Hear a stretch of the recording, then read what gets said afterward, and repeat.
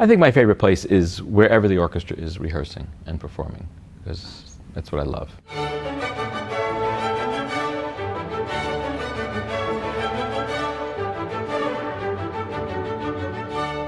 You know, Grafenek is one of those magical places. Sure, there are some changes here and there, but there's a general feel to the place. It's very special, it's very magical. It's not just because you have this castle and this very modern-looking Volkenturm. It's not just the people. That's always there. There's a special feeling. I think it's important that people have the opportunity to get to a place like this at some point in their life, even if it's not every summer, because it adds a different feeling to everything that you do.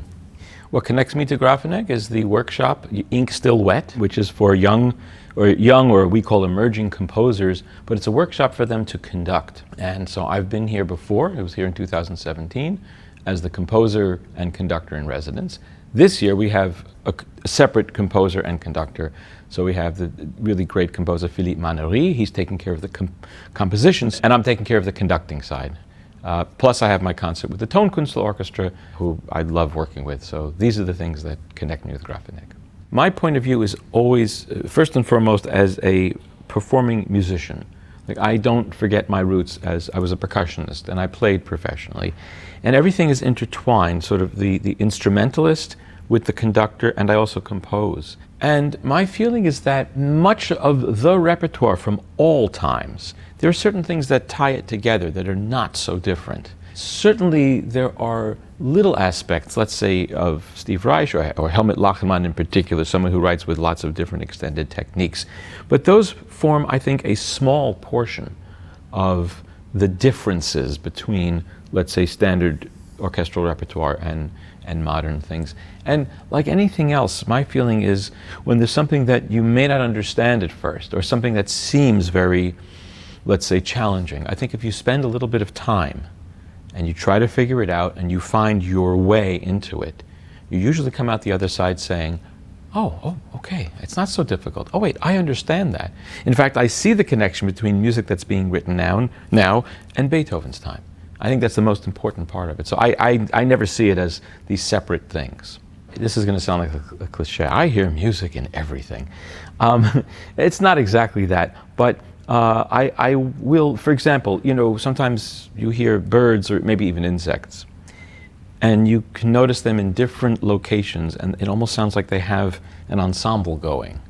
You know, and you hear on one side, you hear the insects, particularly at night, you hear like, and you hear, and then you hear, and then they come together.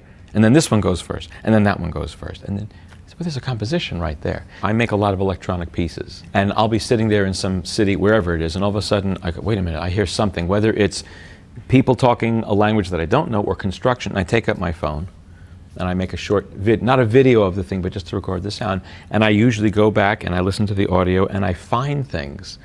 I say, oh wow, if I added some reverb, or if I did a reverse envelope thing. So yeah, in that regard, any possible kind of, let's call it noise, you know, can become music, and I do hear it that way. I will hear certain things and I'll say, that would be really cool to use in an electronic piece. So I said, you know, I think there are three things that I always believe are very important. Never say that anything is difficult, even if it is, or it's challenging. Because if you say that, you'll never be able to get past it. You know, so never say that anything is difficult. Make everything you do the performance of a lifetime, so that when you have the opportunity to give the performance of a lifetime, well, you've been doing it your whole life. And the other one is don't be nervous. Don't. You know, there should be, you know, kind stress, kind angst. And if you do feel anything like that, just breathe and smile. You don't want anything to be easy in that it turns into routine and dullness. But for me, that's impossible. Nothing. I mean, I've been doing this for a long time now, and I'm very thankful that I don't feel in any way old or jaded or worn out or slowing down or bored. Sometimes I feel like I'm still, you know, 25, which is amazing because I'm 27. No,